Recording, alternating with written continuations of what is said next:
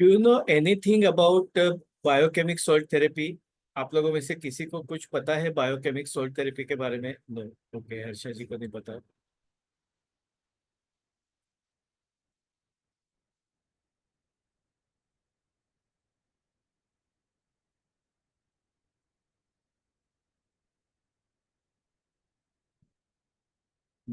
Okay.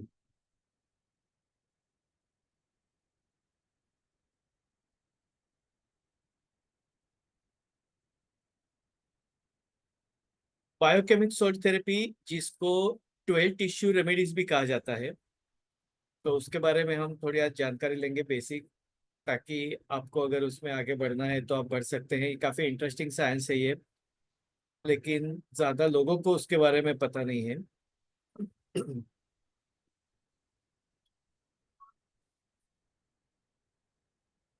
Okay, आप use कर रहे हैं, दैट्स ग्रेट। खास करके जिनके घर में होम्योपैथी दवाइयों का इस्तेमाल होता है। ओके, कोल्ड एंड कफ के लिए ग्रेट।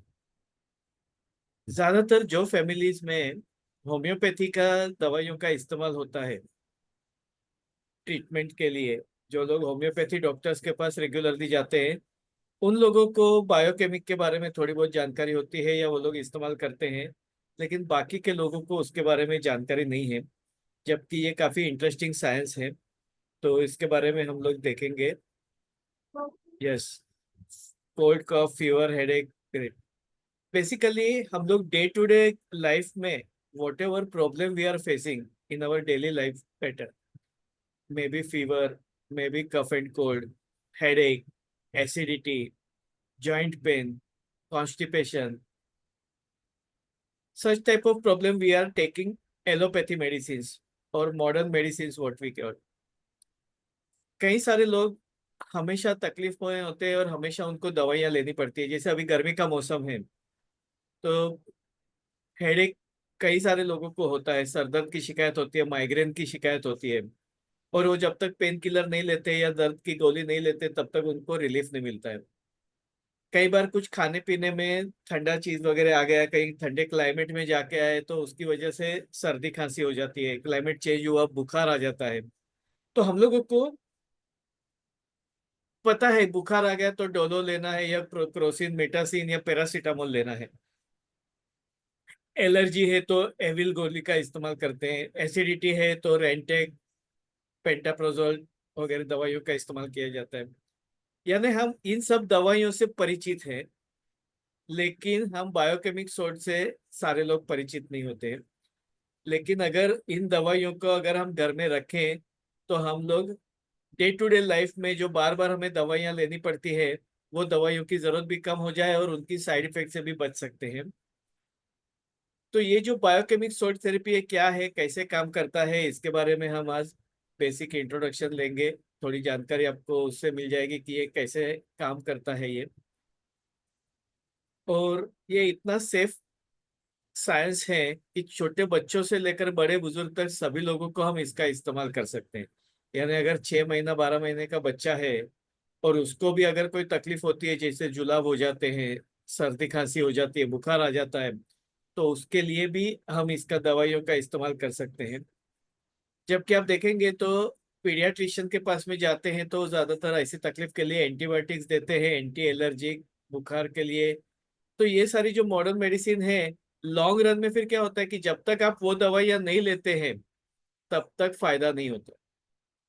जो लोग रेगुलरली ये दवाइयों का इस्तेमाल करते हैं, जैसे सर्दी खांसी के लिए अभी मोनिका जी ने जैसे बताया कि कफ कोल्ड के लिए जो रिकरेंट प्रॉब्लम है, बार बार होते रहता है, तो जो लोग एंटी एलर्जिक मेडिसिन का यूज करते हैं वो फिर बाद में यूज टू हो जाते हैं, हैबिचुअल हो जाते हैं, और after certain period resistance develop हो जाता है। आपको वो दवाइयाँ काम नहीं आती है तो आपको दवाइयों के डोसेज बढ़ाते जाना पड़ता है, और फिर आप हमेशा जब तक दवाई नहीं लेते तब तक आपको रिलीफ नहीं मिलता है। तो बायोकेमिक सॉल्ट थेरेपी के बारे में अगर आपको पता है तो आप वो दवाइयाँ अपने घर में रख सकते हैं फर्स्ट एड के तौर पे।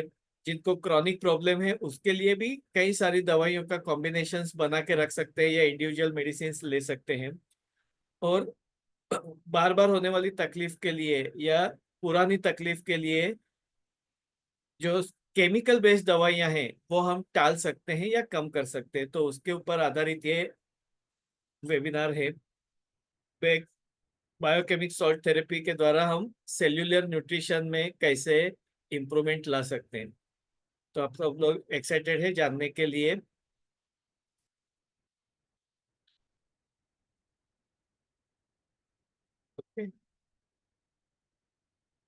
सॉरी सर, वो लेट थे क्यों नहीं? नो प्रॉब्लम, अभी अभी शुरू कर हाँ रहे हैं। अभी हाँ तक हाँ।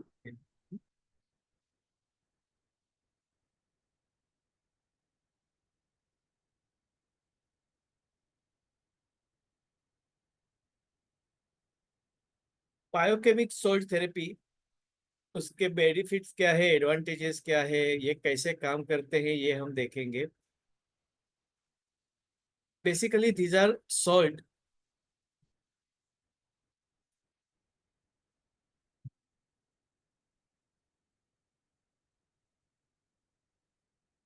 अगर आपको बताया जाए कि छोटे छोटे जो सॉल्ट्स होते हैं, जैसे कैलकेरिया है, फॉस्फोरस है, मैग्नीशियम है, नेट्रम है, तो ये सब हमारे फुल बॉडी सेल्स में अवेलेबल होते हैं। तो ऐसे अगर मिनरल सॉल्ट्स अगर हमें कोई प्रोवाइड करे या हम उसका इस्तेमाल करें और उसकी वजह से अगर हमें हेल्थ में बेनिफिट होगा तो कैसा रहेगा। तो जो आमतौर पे हम लोग समझते हैं सप्लीमेंट्स वगैरह के बारे में लोग जानते हैं, लेकिन बायोकेमिक के बारे में नहीं जानते। लेकिन अगर आप बायोकेमिक के बारे में जानने लगेंगे तो आपको सप्लीमेंट्स की जरूरत नहीं पड़ेगी, सप्लीमेंट्स के ज्यादा रिक्वायरमेंट आपको नहीं होगी। क्योंकि ये जो सप्लीमेंट्स होती हैं, एक तो वो सारी नेचुरल नहीं होती है, या तो केमिकल बेस्ड होती है, काफी महंगी होती है। आपने देखा होगा कि 10-10 15 रुपए की एक एक टेबलेट आती है, जो एवरेज में बता रहा हूँ।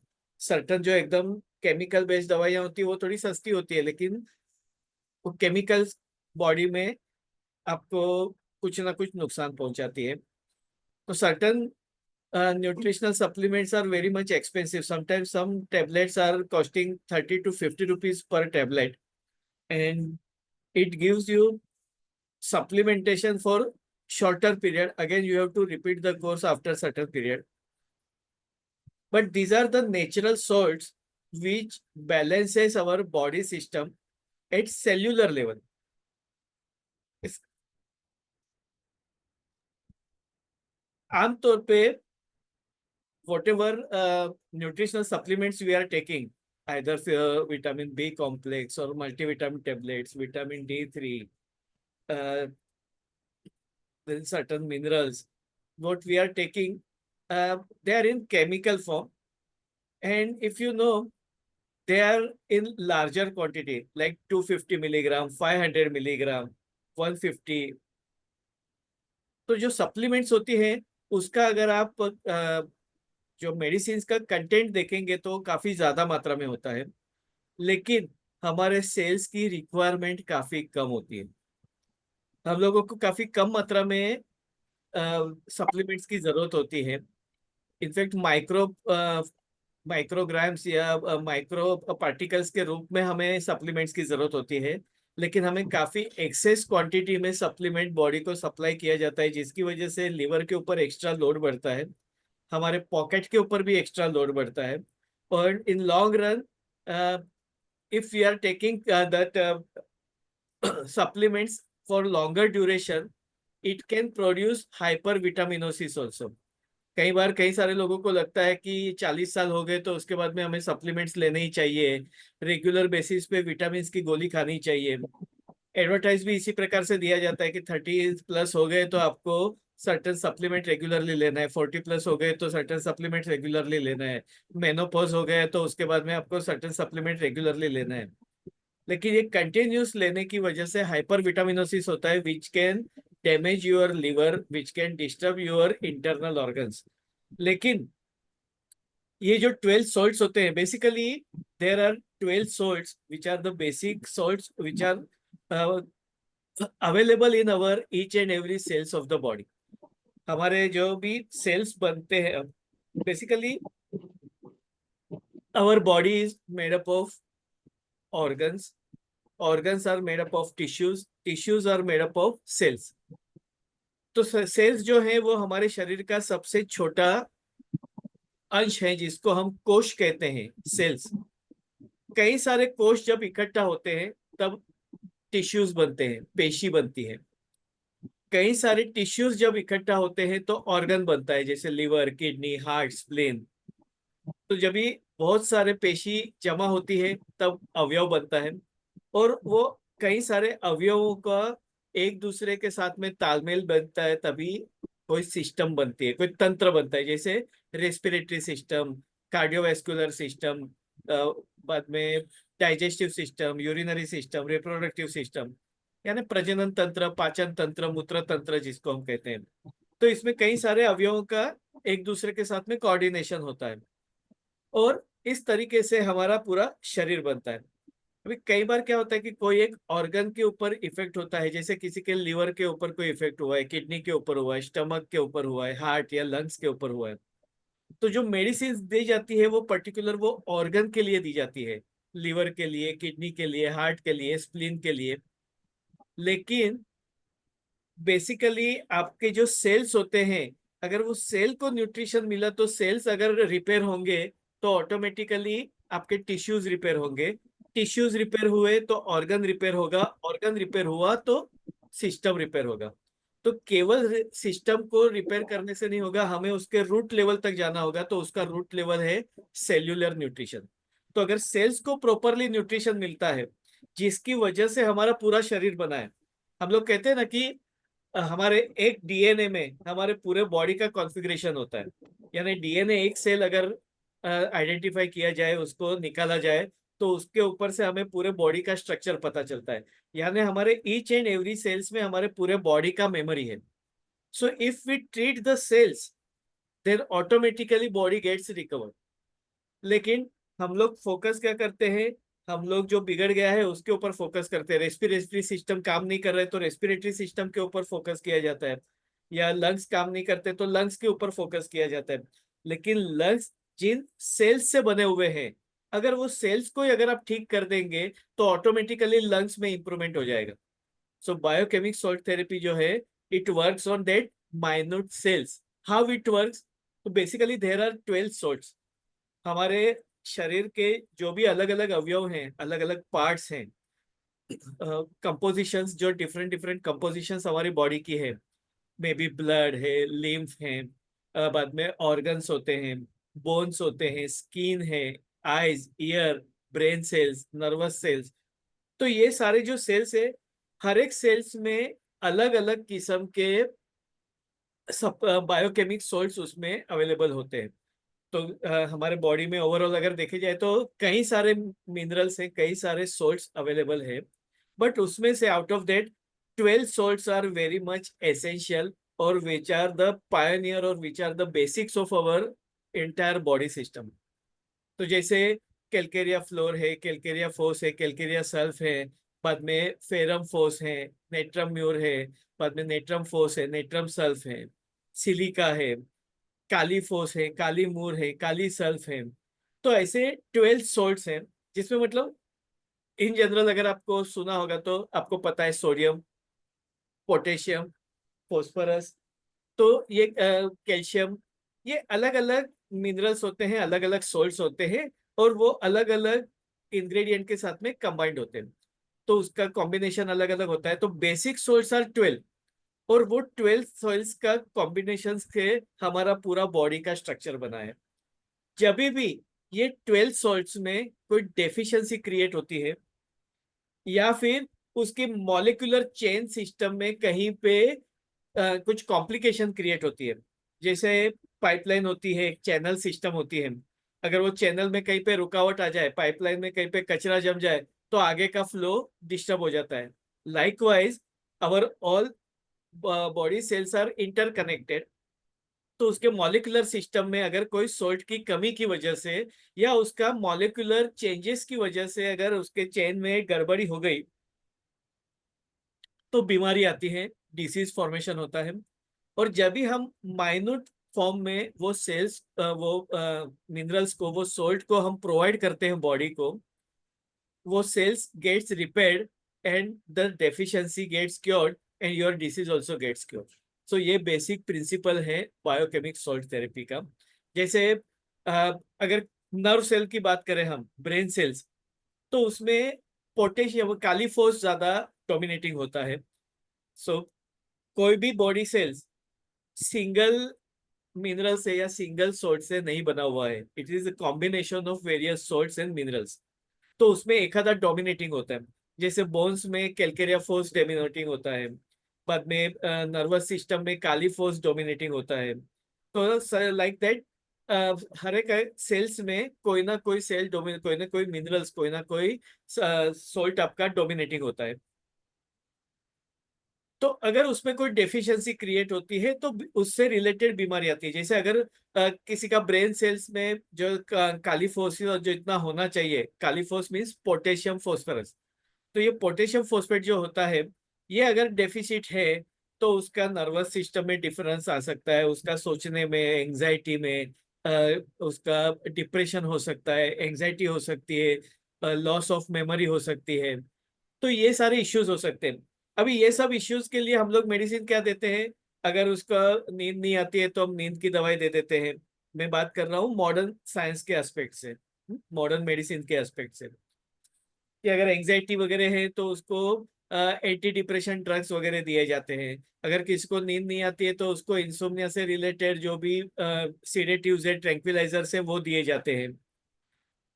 ये ब्रेन सेल्स को सीडेट कर देते हैं, ट्रैंक्विलाइज कर देते हैं, लेकिन रूट को उसको ट्रीट नहीं करते। तो उसकी वजह से क्या होता है, जैसे मेडिसिन का पावर खत्म हो गया, अगर एक दिन दवाई नहीं ली तो पेशेंट बोलता है आज मुझे नींद नहीं आई, क्यों? क्योंकि मैंने कल रात को दवाई नहीं ली थी। So they become addicted, they become dependent on the medicine because we are not treating the root cause, we are not treating at the cellular level कि उसको ब्रेन सेल्स डिस्टर्ब हो गए हैं। तो क्यों ब्रेन सेल्स डिस्टर्ब हो गए? तो उसमें पोटेशियम फोस्फोरस की कमी है। तो उसको अगर पोटेशियम फोस्फेट दिया जाए तो ऑटोमेटिकली उसकी कमी पूरी होगी, तो उसको अच्छी से नींद भी आएगी, उसकी एंजाइटी भी रिलीव हो जाएगी, उसका मेंटल स्ट्रेस भी कम हो जाएगा। तो ये जो मिनरल्स होते हैं वो रूट कोज को ट्रीट करते हैं। तो basically cellular nutrition is the vital part. हमारे सेल्स को बेसिकली क्या चाहिए? उसको न्यूट्रिशन चाहिए। सो न्यूट्रिशन अलग अलग तरीके से मिलता है। Primary requirement is water, glucose, oxygen. ये तीन बेसिक रिक्वायरमेंट है for each and every cells. इसके लिए आप देखो, जब भी डिहाइड्रेशन हो जाता है, पानी कम हो जाता है, तो हमारे शरीर में जैसे ताकत निकल गई है ऐसा लगता है। लेकिन डिहाइड्रेशन होता है तो सबसे पहले उसकी वजह से दिमाग काम करना बंद कर देता है। आपने महसूस किया है कि आपको कोई डिसीजन लेना हो, कोई आपको मेमोरी, अगर आप कुछ रिकलेक्ट करना चाहते हैं तो आप जल्दी से याद नहीं कर सकते क्योंकि आपका दिमाग काम नहीं करता है। So water is main part. Glucose, आपका अगर शक्कर अगर आपको नहीं मिलती है, आपका बॉडी में एनर्जी नहीं है, तो तुरंत आपका हाथ पैर कांपने लग जाते हैं। तो ऑक्सीजन अगर नहीं मिलता है तो भी सेल्स डिप्राइव्ड होते हैं।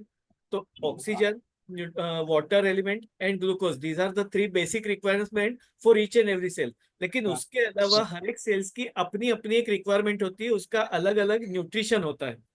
तो ब्लड सेल्स को भी पानी चाहिए, उसको ग्लूकोज भी चाहिए, उसको प्रोटीन भी चाहिए। तो ये सारी चीजें जब मिलती है तभी जाके अपना ब्लड सेल फॉर्म होता है। तो उसी प्रकार से बोन्स अगर है तो बोन्स को कैल्केरिया भी चाहिए, कैल्शियम भी चाहिए, उसको फ्लोराइड भी चाहिए, उसको फोस्फोरस भी चाहिए, उसको मैग्नीशियम भी चाहिए।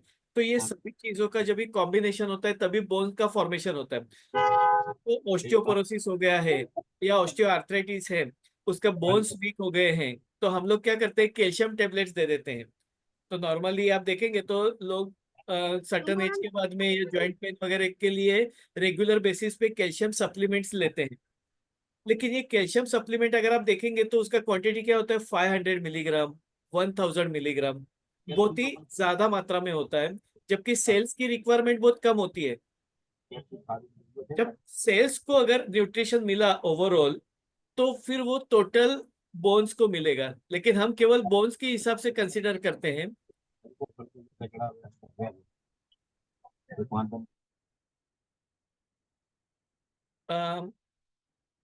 आई am requesting everyone to mute yourself. तो जिन लोगों का भी अगर माइक ओपन है तो प्लीज बंद कर दीजिएगा ताकि डिस्टरबेंस ना हो।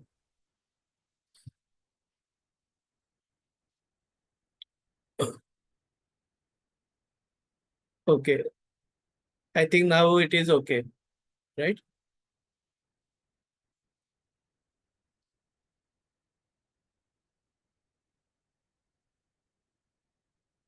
या, थैंक यू।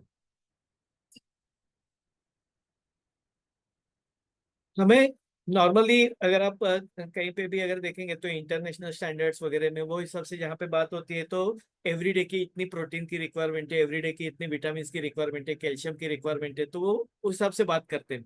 लेकिन वो overall in general full body के लिए बात होती है। लेकिन अगर वो आप अगर सेल्यूलर लेवल पे बात करेंगे तो सेल्स की रिक्वायरमेंट बहुत ही कम होती है। और अगर सेल्स की रिक्वायरमेंट अगर फुलफिल की जाए तो ऑटोमेटिकली अगर सेल्स आपके हील हो गए तो आपके टिश्यूज हील होंगे, टिश्यूज हील होंगे तो आपके ऑर्गन हील हो गया, ऑर्गन हील होगा तो आपकी सिस्टम हील हो गई। अरे समझ में बात? Are you understanding my point? If you treat this your body at a cellular level, automatically your body gets treated, right? So we are focusing on the minute part of the body, which are called as cells, and each and every organ is made up of cells. So if we are treating the cells, the automatically body gets treated. और उसकी requirement बहुत ही कम होती है। और ये जो medicine होती है, ये आपको मैं बताता हूँ। ये नॉर्मली स्मॉल पिल्स होती है।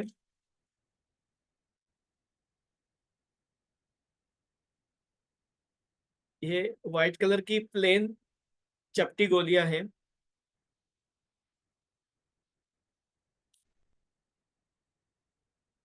You can see this. ये स्मॉल टेबलेट्स होती हैं, काफी स्मॉल है। बट वो होम्योपैथी की जो साबुदाना पिल्स होती है उससे बड़ी होती है। साबुदाना pills are sucrose lactose tablet which is sweet in taste, and this tablets are chalky in taste. तो जैसे हम बचपन में पार्टी का पेन वगैरह खाते थे या चॉक खाते थे, तो वैसा ये चॉकी टेस्ट होता है।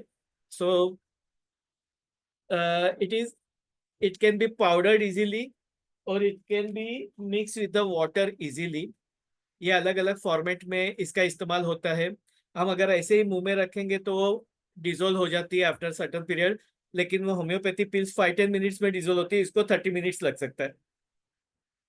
या फिर हम लोग पानी का ग्लास है या कप में पानी में डाल करके ये सिप बाय सिप पीते हैं। मतलब पानी में डालेंगे, टेबलेट्स मेल्ट हो जाएगी, बाद में आप वो पानी पी सकते हैं।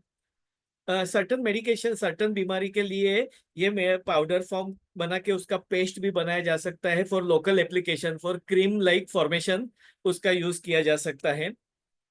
तो ये अलग अलग फॉर्मेट में इसका यूज होता है। और सबसे महत्वपूर्ण बात, ये बहुत ही सस्ती होती है दवाइयाँ, क्योंकि हमें बहुत ही माइनर फॉर्म में इसका इस्तेमाल करना होता है। आप देखेंगे तो मैं आपको एक जस्ट उसका प्रोसीजर आपको बताता हूँ कि कैसे ये मेडिसिन प्रिपेयर की जाती है।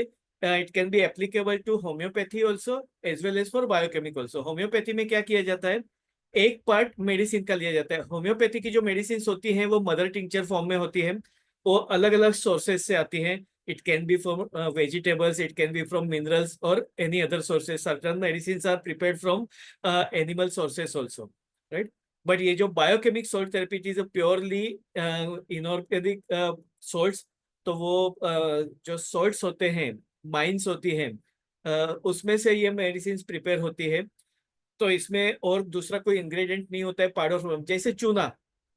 तो जैसे हम चूना यूज करते हैं तो वो कैसा पाउडर फॉर्म में होता है, तो वैसे ये मिनरल्स होते हैं, अलग अलग रॉक्स होते हैं उसमें से, और अलग अलग इनऑर्गेनिक वे से उसको लिया जाता है माइंस में से या रॉक्स में से। ये सॉल्ट को प्रिपेयर करते हैं। तो उसका जो प्रोसीजर होता है, normally 1 part of the medicine 9 part placebo के साथ में मिक्स करके उसका फर्स्ट डोज बनता है। फिर फर्स्ट डोज का 1 पार्ट और 9 part of the other base element, इस तरीके से उसके डोसेज बनते, तो उसके जो डोसेज होते हैं मेडिसिन के, वो 3x, 6x, 12x, इस प्रकार से उसको नाम दिया जाता है। आप अगर कहीं पे भी जाएंगे तो ये मेडिसिन आपको होम्योपैथी मेडिकल स्टोर में इजीली मिलेगी, because most of the homeopath doctors are using this therapy. तो होम्योपैथी डॉक्टर से वो लोग बेस्ट फ्लावर रेमेडी और बायोकेमिक सोल्ट थेरेपी, ये दोनों थेरेपी का इस्तेमाल करते हैं। But all three therapies are different. Homeopathy is different, biochemic salt therapy is different, best flower remedies are different. Best flower remedy is prepared from flowers, तो वो flowers का अर्क होता है, तो लिक्विड फॉर्म में होता है और उसका इस्तेमाल किया जाता है। तो वो best flower remedy that is useful mainly for psychological and emotional disturbances, it is based on the emotional background. तो वो जैसे हमें डर लगता है, एंजाइटी है, गुस्सा आता है, तो कोई भी चीज का पैनिक क्रिएशन होता है, तो अलग अलग हमारे जो इमोशनल स्टेटस है उसके ऊपर काम करने के लिए best flower remedy very much effective. और बायोकेमिक सॉल्ट थेरेपी है, वो हर एक बीमारी के लिए, वो फिजिकल के लिए भी काम में आती है, इमोशनल के लिए भी काम में आती है, तो डे टू डे प्रॉब्लम्स के लिए भी या इवन क्रॉनिक प्रॉब्लम्स के लिए भी काम में आते हैं। बट उसके डोसेज होते हैं वो बहुत ही माइन्यूट फॉर्म में होते हैं, तो इसके लिए actual medicine content is very less, because our cell requires very small quantity, क्योंकि हमारे सेल्स काफी छोटे हैं, तो उसकी रिक्वायरमेंट भी कम है। और जितनी कम रिक्वायरमेंट है उसके हिसाब से अगर सप्लीमेंट किया जाए तो बॉडी इजीली एब्जॉर्ब कर लेती है।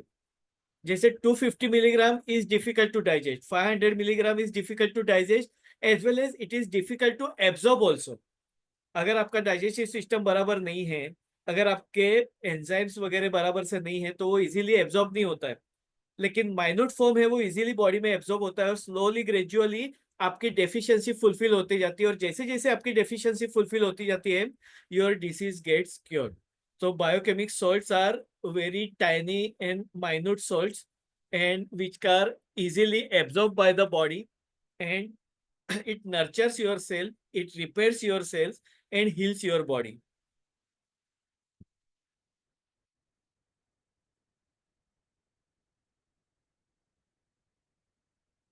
तो ये मिनरल कंपाउंड्स होते हैं नेचुरल फॉर्म में, और वो आपका सेल्यूलर बैलेंस को रिस्टोर करते हैं।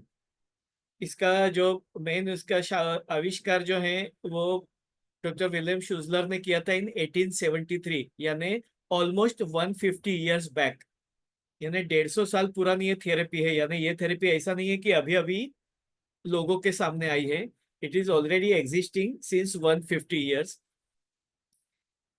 It is not homeopathy.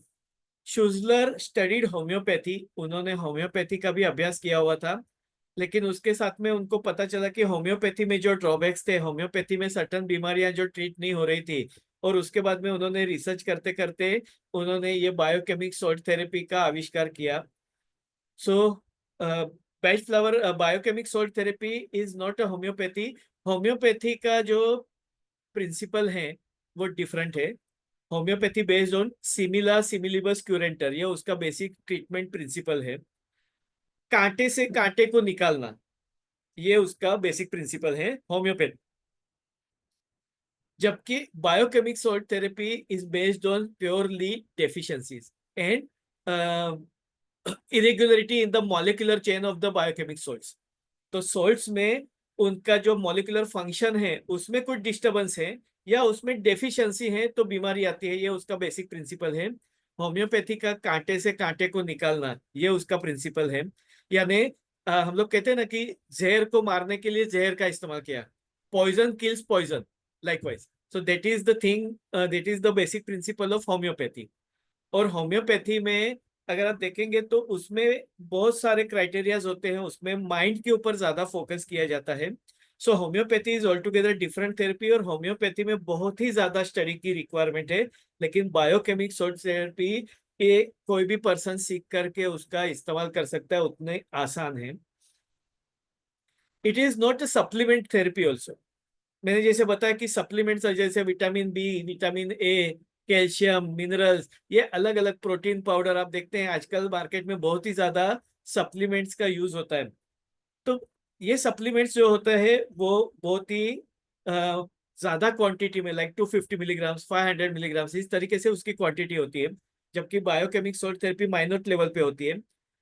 Supplement therapy जो है वो बॉडी के डेफिशिएंसी के ऊपर काम करती है, जबकि biochemic cell therapy cellular nutrition के ऊपर काम करती है, सेल्यूलर डेफिशिएंसी के ऊपर काम करती है। इसके लिए इसकी रिक्वायरमेंट बहुत ही माइन्यूट है, और माइन्यूट रिक्वायरमेंट है तो उसको सप्लीमेंट भी अगर माइन्यूट फॉर्म में दिया जाए तो वो इजीली एब्जॉर्ब होती है, सेल्स इजीली ग्रैब कर सकते हैं। अभी आप सोचो कि एक एग्जांपल आपको बताता हूँ, एक पाइपलाइन है। फॉर एग्जांपल हमारे बॉडी में वाटर चैनल्स होते हैं, पानी के चैनल्स होती है। आप जो पानी पीते हैं तो वो वाटर चैनल्स के जो गेट्स होते हैं उसके द्वारा वो पानी एब्जॉर्ब होता है। अभी अगर सोचो वो वाटर चैनल का जो गेट है, वो गेट की साइज टेबल टेनिस के बॉल के जितनी है। मैं एग्जांपल बता रहा हूँ आपको। टेबल टेनिस के साइज का डोर ओपनिंग है, लेकिन आप जो पानी पी रहे हैं उसका मॉलिक्यूलर साइज फुटबॉल के जितना है। अभी गेट है छोटा सा टेबल टेनिस के बॉल की साइज का, और आपका पानी का मॉलिक्यूल है फुटबॉल की साइज का। अब ये फुटबॉल की साइज का मॉलिक्यूल ये टेबल टेनिस के गेट में से अंदर जा पाएगा? नहीं जा पाएगा। तो हमें क्या लगता है कि हम तो पानी पी रहे हैं लेकिन फिर भी डिहाइड्रेशन हो रहा है। वाई?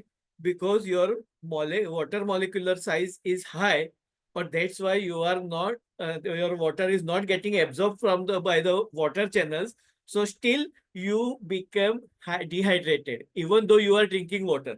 आप पानी पी रहे हैं लेकिन फिर भी आप डिहाइड्रेटेड है।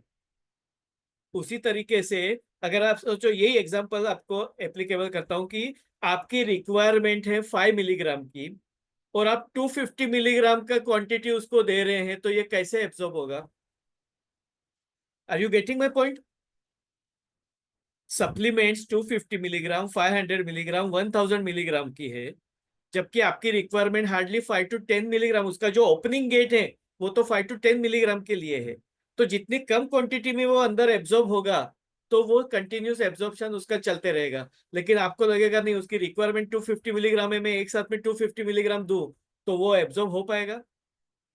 और इसकी वजह से even though after taking nutritional supplements for so many days, for so many months, still people are getting fatigue, weakness, deficiency. Why?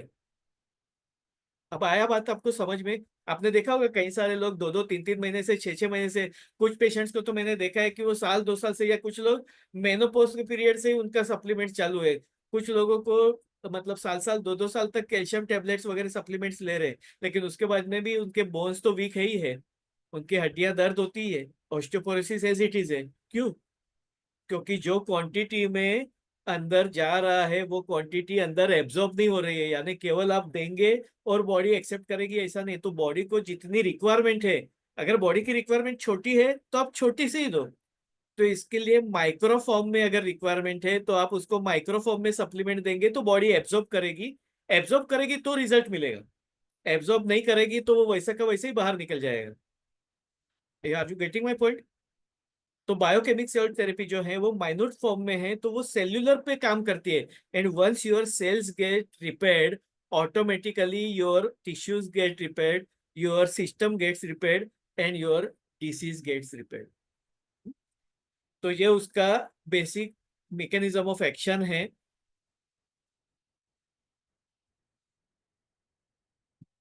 So biochemic salt therapy is not a homeopathy treatment, neither it is supplement, but it is a cellular nutrition. तो हर एक sales की requirement जो है वो है nutrition, तो हम वो न्यूट्रिशन प्रोवाइड कर रहे हैं। और आपको आपका न्यूट्रिशन, अगर आपको भूख लगी है और आपको खाना नहीं मिलता है तो आपको कमजोरी महसूस होती है, वीकनेस आपको फील होती है। तो वैसे ही सेल्स को उसका खाना नहीं मिला तो सेल्स में वीकनेस आ जाती है, उसका फंक्शन वीक हो जाता है। तो सेल्स को अगर हम उसका खाना दे दिया तो वो अपना फंक्शन ठीक से करते हैं।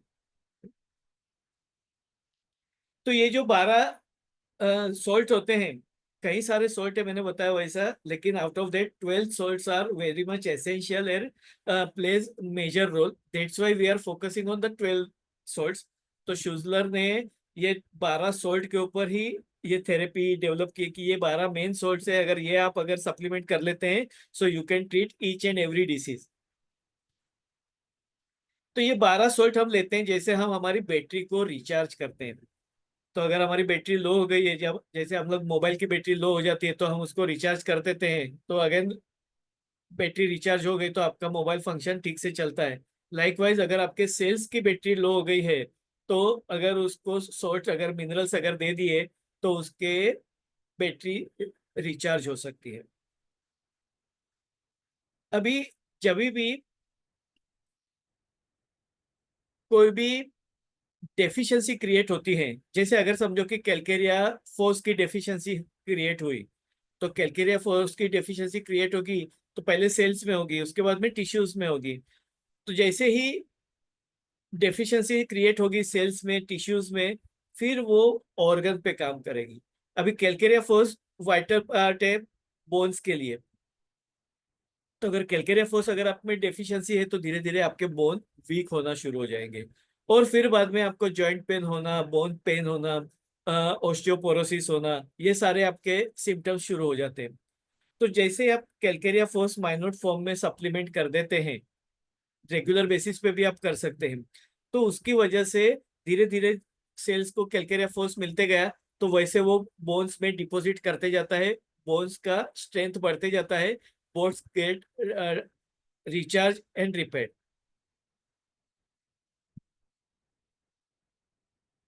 और जितना स्मॉल क्वांटिटी में आप देते हैं, उसकी बायो अवेलेबिलिटी उतनी ही ज्यादा होती है, क्योंकि वो सेल्यूलर लेवल पे जाती है। मैंने जैसे बताया कि अगर टेबल टेनिस के साइज का अगर ओपनिंग गेट है, और आप अगर फुटबॉल साइज का कोई चीज उसको दे रहे हैं, तो वो अंदर एब्जॉर्ब नहीं होगा, उसको एंट्री नहीं मिलेगी। तो उसी प्रकार से कई सारे लोगों को ऐसा लगता है कि हम अगर बहुत ज्यादा क्वांटिटी में अगर सप्लीमेंट्स ले लेते हैं तो हमारी एनर्जी बहुत बढ़ जाएगी। ऐसा नहीं है। आपकी एनर्जी के लिए आपकी सप्लीमेंट्स की रिक्वायरमेंट आपकी बहुत ही माइन्यूट होती है। तो अगर आप माइन्यूट लेंगे तो जल्दी रिकवर होंगे, लेकिन आप ज्यादा क्वांटिटी में लेंगे तो जितनी ज्यादा क्वांटिटी, उसको डाइजेस्ट होने के लिए उसका टाइम ज्यादा लगेगा। उसको डाइजेस्ट होने के लिए उसके जो भी डाइजेस्टिव जूसेस है, एंजाइम्स है, उसकी रिक्वायरमेंट ज्यादा होगी। वो रिक्वायरमेंट फुलफिल करने के लिए लीवर को ज्यादा काम करना पड़ेगा, और बाकी के भी जो डाइजेस्टिव ऑर्गन्स हैं उसको ज्यादा वर्क करना पड़ेगा उसको सप्लीमेंट और डाइजेस्ट करने के लिए। लीवर के लिए वो ओवर टाइम होगा, क्योंकि ये उसका रूटीन काम नहीं है। तो आप जब सप्लीमेंट्स लेते हैं तो लीवर का फंक्शन बढ़ जाता है। अभी वो डाइजेशन के बाद में कुछ अनवांटेड जो चीजें हैं वो शरीर को थ्रो आउट करनी है, शरीर से बाहर निकालनी है। तो वो बाहर निकालने के लिए फिर किडनी को ज्यादा फंक्शन करना पड़ता है। अब ये लीवर और किडनी का फंक्शन को मेंटेन करने के लिए ब्लड सर्कुलेशन पहुंचाने का काम हार्ट को ज्यादा करना पड़ता है। अब ये सारे सेल्स को ऑक्सीजन पहुंचाने के लिए लंग्स को ज्यादा काम करना पड़ता है। So each and every organs has to do more work which is not their routine day to day work, that is overtime for them।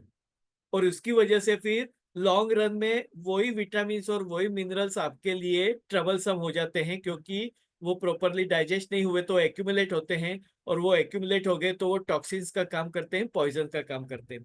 जबकि बायोकेमिक सॉल्ट काफी माइन्यूट फॉर्म में होते हैं तो वो इजीली एब्जॉर्ब होते हैं, उससे टॉक्सिसिटी भी जनरेट नहीं होती है, प्लस वो डाइजेस्ट होने के लिए आसान है।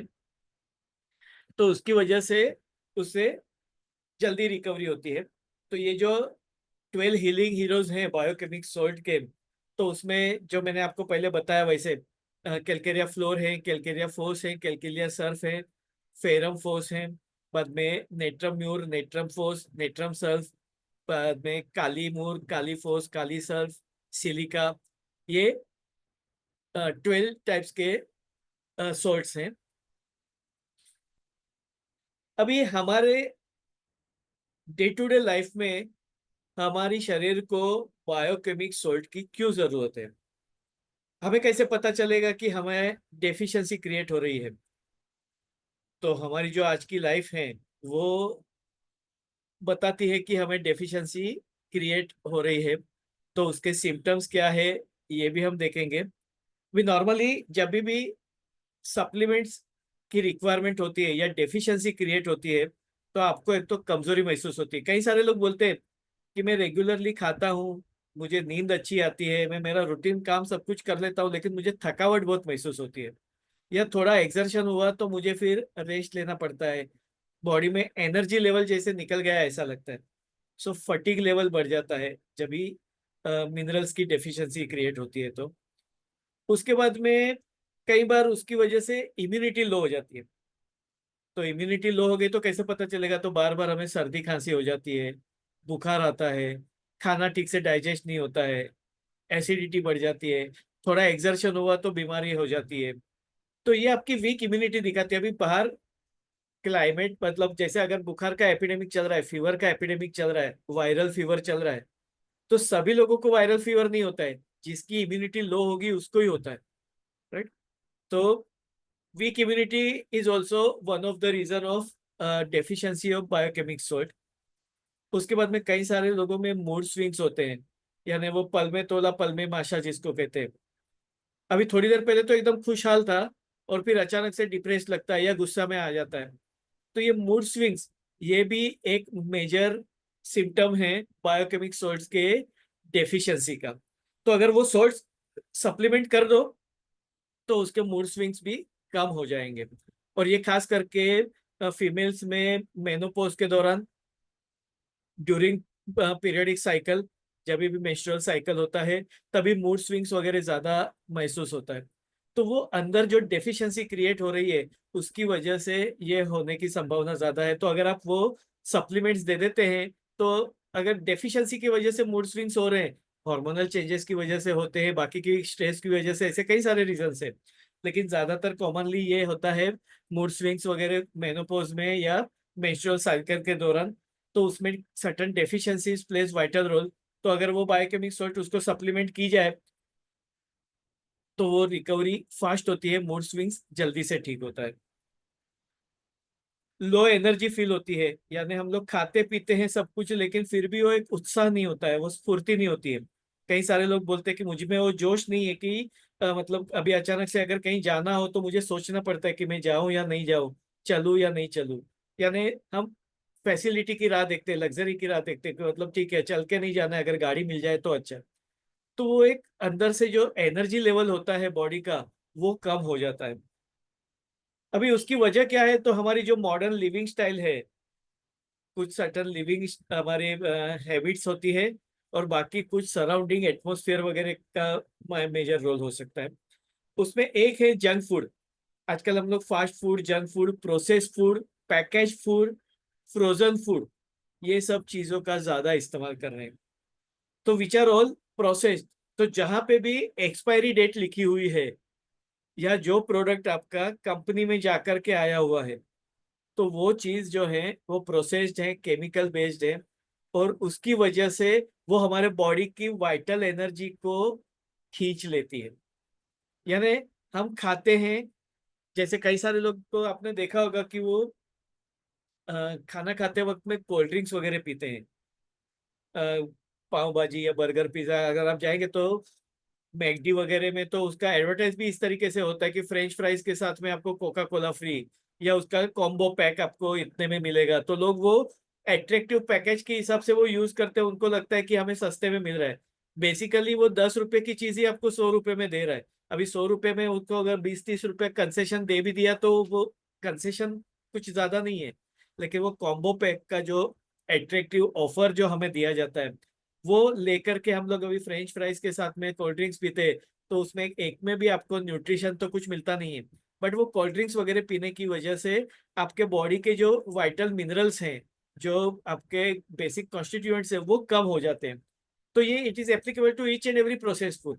फिर वो बेकरी प्रोडक्ट्स हो या प्रोसेस फूड हो, पैकेज फूड हो, या पाव भाजी पिज्जा वगैरह जैसे फास्ट फूड जंक फूड हो। तो ये बॉडी का एनर्जी लेवल कम कर देता है, सेल्स में से न्यूट्रिशन लेवल कम कर देता है, और इसकी वजह से आप देखोगे तो ओबेसिटी बढ़ती है, कैलोरीज भरपूर जाती है। तो कैलोरीज के साथ में एनर्जी भी तो ज्यादा जानी चाहिए, लेकिन एनर्जी ज्यादा नहीं होती है, केवल कैलोरीज ज्यादा होती है, and which is injurious to the health. और उसकी वजह से फिर बीपी बढ़ जाना, हार्ट का प्रॉब्लम आना, डायबिटीज हो जाना, ये सारे इश्यूज बढ़ते जाते हैं। So fast food and junk food which are the basic things ज्यादातर आजकल ओवर यूज होता है, जिसकी वजह से सेल्यूलर न्यूट्रिशन डिस्टर्ब हो जाता है।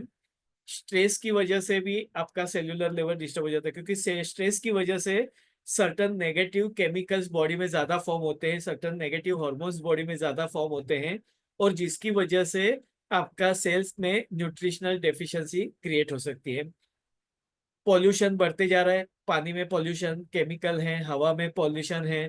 तो ये सब हवा पानी का केमिकल और पॉल्यूशन जो है, ये भी हमारे बॉडी सेल्स को जो न्यूट्रिशन सप्लीमेंट्स मिलना चाहिए वो प्रिवेंट कर देता है। उसकी वजह से हमें जो न्यूट्रिशनल जो डेफिशिएंसीज है वो बढ़ते जाती है, क्योंकि ऑक्सीजन के साथ साथ में वो कार्बन डाइऑक्साइड भी अंदर जा रहा है, सल्फर भी ज्यादा जा रहा है, तो ये टॉक्सिक मटेरियल अंदर जा रहा है, और वो हमारे बॉडी सेल्स के जो न्यूट्रिशन है उसको कम करते जाता है। उसी प्रकार से आजकल मिनरल डिप्लीशन है हमारे खाने पीने में। इवन दो हम लोग सादा खाना भी खाएंगे, दाल चावल भाजी रोटी, तो वेजिटेबल्स वगैरह, insecticides, pesticides, fertilisers, chemical spray, बाद में वो जल्दी से पकना चाहिए उसके लिए, जैसे अभी मैंगो का सीजन है तो कार्बोनेटेड मैंगोज अगर पकाने के लिए यूज किया जाता है, या कलिंगर लाल रखने के लिए उसको इंजेक्शन दिया जाता है, वो लाल दिखना चाहिए उसके लिए। तो ऐसी जो केमिकल्स का यूज होता है हमारे फूड प्रिपरेशन में, पर्टिकुलरली फार्मिंग में और उसके प्रोसेस में, उसकी वजह से जो न्यूट्रिशन हमें बेसिकली मिलना चाहिए वो नहीं मिलता है। आपने सुना होगा, आपने अपने पेरेंट्स या ग्रैंड पेरेंट्स से अक्सर सुना होगा कि पहले हम लोग जो खाना खाते थे ना उसमें एक टेस्ट होता था, एक मिठास होती थी, कि अगर बाजरी भी अगर हम लोग खेत से ऐसे ही खा लेंगे ना तो भी मीठा लगता था, ज्वारी ऐसे ही खाएंगे तो मीठा लगता था, कोई भी भाजी तरकारी कोई भी वेजिटेबल्स आप खाते थे मीठा लगता था, अगर बॉईल किया हुआ भी रहेगा तो भी उसमें टेस्ट आता था, मसाला नहीं डाला है तो भी। लेकिन आजकल टेस्ट नहीं आता है, तो इसके लिए हम लोग क्या करते हैं, गरम मसाला डालते हैं, बाद में फिर उसमें चाट मसाला डालते हैं, फिर सादा भाजी रहेगा तो भी उसमें हम पाव भाजी का मसाला डालते हैं। क्यों? क्योंकि रेगुलर वेजिटेबल में वो टेस्ट नहीं आ रहा है। टेस्ट क्यों नहीं आ रहा है? क्योंकि वो इंसेक्टिसाइड पेस्टिसाइड्स उसका जो लेयर है उसने उसका न्यूट्रिशन को डिस्टर्ब कर दिया है। अभी आप दोनों देख सोचो, हमारे ग्रैंड पेरेंट्स ने कभी कोई सप्लीमेंट्स नहीं लिया, राइट? मेरे दादाजी थे अप टू 80 ईयर्स, उन्होंने कभी सिंगल टेबलेट यूज नहीं किया था। फीवर के लिए भी वो सुदर्शन चूर्ण जैसा आयुर्वेदिक काढ़ा लेते थे और रेस्ट ले लेते थे, तो उन्होंने कभी टेबलेट्स वगैरह कोई लिया नहीं था, सप्लीमेंट्स की तो बात ही छोड़ दो। लेकिन उसके बावजूद वो 80 ईयर्स तक हेल्दी थे। टचवुड मेरे पेरेंट्स भी आज 78 ईयर्स के हैं, उनको कोई भी न्यूट्रिशनल सप्लीमेंट्स मैं नहीं दे रहा हूँ, लेकिन उसके बावजूद वो लोग हेल्दी हैं। आज भी वो लोग 2-3 किलोमीटर वॉक करते हैं, अपना एक्सरसाइज करते हैं, रूटीन एक्टिविटी सब कुछ मेंटेन कर सकते हैं। तो हमारे ग्रैंड पेरेंट्स ने कोई न्यूट्रिशनल सप्लीमेंट नहीं लिया था, उसके बावजूद भी वो हेल्दी थे, because of food, water and air purity. हवा शुद्ध थी, पानी शुद्ध था, और खाना शुद्ध भी था और पौष्टिक भी था। आज का खाना में वैरायटी भरपूर है, कलरफुल बहुत है, लेकिन ना टेस्ट है ना न्यूट्रिशन है। आप कोई भी खाना ले लो, कितना भी महंगा ले लो, अगर अभी मैंगो का सीजन है, 800 और 1000 रुपए डजन के हिसाब से हाफूस मैंगो मिलता है, लेकिन उसके बावजूद भी स्मेल उतनी नहीं आती है। मुझे याद है हम लोग जब भी मेडिकल कॉलेज में थे तो हम प्रैक्टिकल ट्रेनिंग के लिए है कि डॉक्टर के क्लिनिक में हम लोग जाते थे, तो वो क्लिनिक के बाजू का जो शॉप था वहां पे मैंगो का गोडाउन था। वो शॉप कितना था, हार्डली 200-300 स्क्वायर फीट का था। तो उसमें मैंगो की सीजन में वो वहां पे मैंगो भर के रखते थे, लेकिन यू विल नॉट बिलीव, वो पूरा गली में वो मैंगो का स्मेल, मतलब आप अगर 100 फुट दूर भी है ना तो आपको स्मेल सूंघ के पता चलता है कि यहाँ नजदीक में कहीं पे मैंगो का शॉप है, इतना स्मेल आता था। और आज अगर आप देखो, आपके घर में आपने 4-5 डजन का मैंगो का पेटी रखा हुआ है तो भी आपको कोई स्मेल नहीं आता है, ना घर में आता है ना बाहर वाले को तो पता चलता है, लेकिन आप अगर वो रूम में भी जाते हैं तो भी आपको पता नहीं चलता है कि मैंगो राइपन हो रहा है। क्यों? क्योंकि जो मैंगो जो पेड़ पे उग रहा है वहां पे इंसेक्टिसाइड और पेस्टिसाइड्स का इतना इस्तेमाल किया जाता है। इवन आपने अगर ऑब्जर्व किया होगा तो पहले हम लोग कैबेज, मटर, ये सब भाजी लाते थे तो उसमें से ग्रीन कलर की कीड़े निकलते थे, राइट?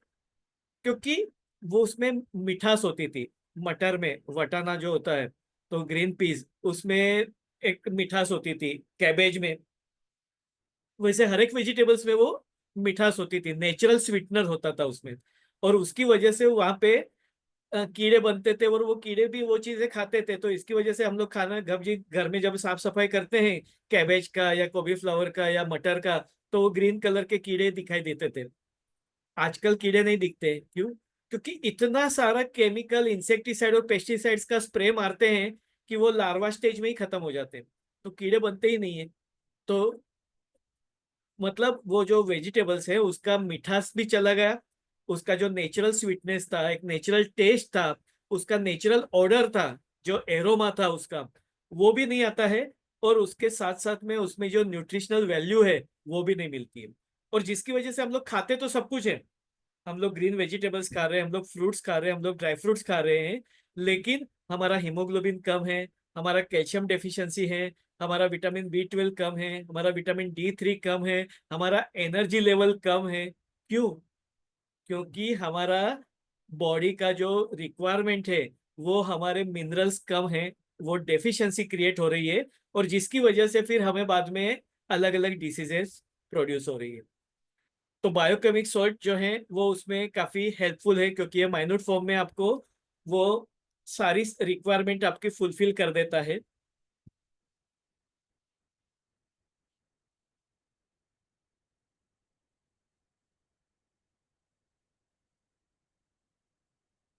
अभी ये जो 12 सॉल्ट होते हैं, ये हर एक इंडिविजुअल सॉल्ट्स के बारे में हम लोग जानकारी ले सकते हैं। कैलकेरिया फोर्स है, मैक फोर्स है। तो जैसे अभी मैक फोर्स है, तो मैग्नीशियम फॉस्फोरस जिसको बोलते हैं, तो ये मैक फोर्स जो है ये नेचुरल पेन किलर है। अगर किसी को मसल क्रैम्प्स आ रहे हैं, किसी को पेट में क्रैम्प्स आ रहे हैं, खास करके पीरियड्स के दौरान कई सारे फीमेल्स को पेट में दर्द होता है, या डिसेंट्री वगैरह हो जाता है, तभी हमारे पेट में क्रैम्प्स आते हैं। कभी मसल क्रैम्प्स आ जाते हैं, काफ मसल्स में वगैरह क्रैम्प्स आते हैं। तो ये जो क्रैम्प्स आते हैं तो उसके लिए हम लोग पेन किलर लेते हैं। तो वो पेन किलर लेने की बजाय आप अगर मैक्फोस लेते हैं, तो वो आपका नेचुरल पेन किलर का काम करता है। क्योंकि वो जो मसल्स में जो डेफिशिएंसी क्रिएट हुई मैग्नीशियम फास्फोरस की, वो फुलफिल हो गई, तो ऑटोमेटिकली वो क्रैम्प्स कम हो जाते हैं।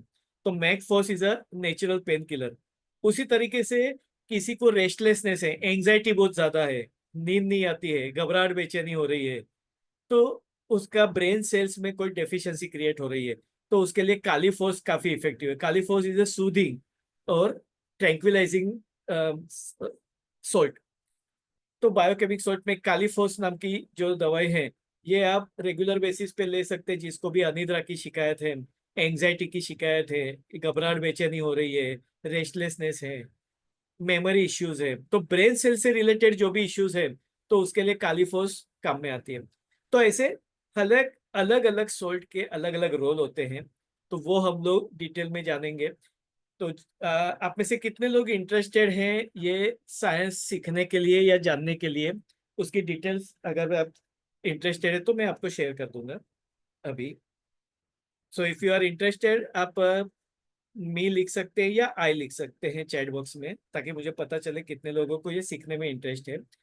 इसमें इंडिविजुअल शॉर्ट्स के बारे में भी होगा, उसके साथ साथ में इसमें कुछ कॉम्बिनेशंस के बारे में भी होगा। यस, या ओके। तो जिसमें हम लोग अलग अलग कॉम्बिनेशंस के बारे में जानेंगे, जो आप रेडी रेकनर की तरह अपने घर में फर्स्ट एड किट की तरह रख सकते हैं। तो आपके घर में जो भी लोग हैं, फिर वो छोटा बच्चा हो या बड़े बुजुर्ग हो, तो उनके लिए ये काफी अच्छा रहेगा। क्योंकि आप सोचो, अगर किसी सीनियर सिटीजन को घुटने में दर्द हो रहा है और उसको बार बार कॉम्बीफ्लेम या पेन किलर लेने की जरूरत पड़ रही है, और जिसकी वजह से उसको एसिडिटी बढ़ जाती है, कई बार ज्यादा एसिडिटी हो जाती है, अल्सर का प्रॉब्लम हो जाता है, तो डॉक्टर बोलते हैं आपको पेन किलर नहीं लेना है। या तो फिर कुछ मेडिसिन या कुछ बीमारी की वजह से किडनी इश्यूज हो गया, जैसे डायबिटीज की वजह से होता है, हाई बीपी की वजह से, या मेडिसिन के ओवरडोसेज की वजह से किडनी इश्यू हो गया, तो डॉक्टर बोलते हैं आपको सर्टन मेडिसिन नहीं लेनी है, अवॉइड करनी है। राइट? ओके। तो ऐसे वक्त में वो पेशेंट को फिर वो दर्द को बर्दाश्त करने के अलावा और कोई ऑप्शन नहीं होता है। दर्द दर्द भी हो रहा है, दवाई भी नहीं ले सकते, तो ऐसे वक्त में ये सप्लीमेंट्स उनके लिए काफी हेल्पफुल हो सकते हैं। और ये केवल उनके लिए नहीं, for practically each and every person के लिए। जैसे ये बायोकेमिक सॉल्ट है, तो ये डब्बी इतने आता है, छोटे फॉर्मेट में भी आता है, बड़े फॉर्मेट में भी आता है। तो भी ये मैं हमारे घर में रेगुलरली रखता हूँ। तभी जब भी घर में किसी को कोई प्रॉब्लम हो जाता है, जैसे सर्दी खांसी हो गई, तो फिर हाँ, ये स्टैंडर्ड फॉर्मूला है जो सभी के लिए एप्लीकेबल होगा। अभी सर्दी खांसी के लिए हम लोग होम्योपैथी दवाई भी दे सकते हैं, आयुर्वेदिक दवाई भी दे सकते हैं। लेकिन होम्योपैथी में आपको कॉन्स्टिट्यूशन जानना जरूरी होता है कि किससे बढ़ जाता है तकलीफ, किससे कम होता है, पूरा हिस्ट्री लेने की जरूरत पड़ती है। और उसमें अगर दवाई गलत सिलेक्ट हो गई तो मैं रिजल्ट नहीं मिलता है आपको, तो दवाई आपको चेंज करनी पड़ती है, तो उसमें काफी सारा वक्त निकल सकता है। तो होम्योपैथी एक्सपर्ट एक्सपर्ट पर्सन के द्वारा ही उसको ट्रीटमेंट अगर मिलती है तो जल्दी रिजल्ट मिलेगा। आयुर्वेदिक में भी आपको कॉन्स्टिट्यूशन देखना पड़ता है कि वात पित्त कफ में क्या डिस्टर्ब हुआ है क्या नहीं, उसके हिसाब से। लेकिन बायोफॉर्मिक सॉल्ट में स्टैंडर्ड फॉर्मूला है, क्योंकि उसका फॉर्मुलेशन है वो डेफिशिएंसी पे काम करता है। तो आप में सर्टन चीजों की डेफिशिएंसी हुई तो आपको सर्दी होगी, तो फिर आपको नेट्रम्यूर दे दिया तो आपकी सर्दी रिकवर होगी। तो उसमें जो कॉम्बिनेशन होगा, तो जिसमें फेरमफोस भी होगा, नेट्रम्यूर भी होगा, ऐसे दो तीन चीजों का कॉम्बिनेशन होगा, तो जिससे आपकी सर्दी यानी आपका इम्यूनिटी भी बढ़ेगा, आपकी एलर्जी भी कम होगी, और आपकी डेफिशिएंसी भी फुलफिल होगी। इस तरीके से वो कॉम्बिनेशन बना हुआ होता है। तो ये एब्सोल्युटली सेफ है, यानी छोटे बच्चे को भी आप आराम से दे सकते हैं। 1 साल का 2 साल का बच्चा जैसे टीथिंग ट्रबल्स वगैरह होते हैं, या छोटे बच्चों में बार बार सर्दी खांसी हो जाती है, या अस्थमा की शिकायत हो जाती है, तो उसके लिए भी पंप या इनहेलर लेने की जरूरत पड़ती है कई सारे लोगों को। तो अगर आपके पास में कॉम्बिनेशन पता है तो आप वो उसका कॉम्बिनेशन यूज कर सकते हैं। बड़े बुजुर्गों को कॉन्स्टिपेशन जैसी कॉमन शिकायत है कि कॉन्स्टिपेशन होता है।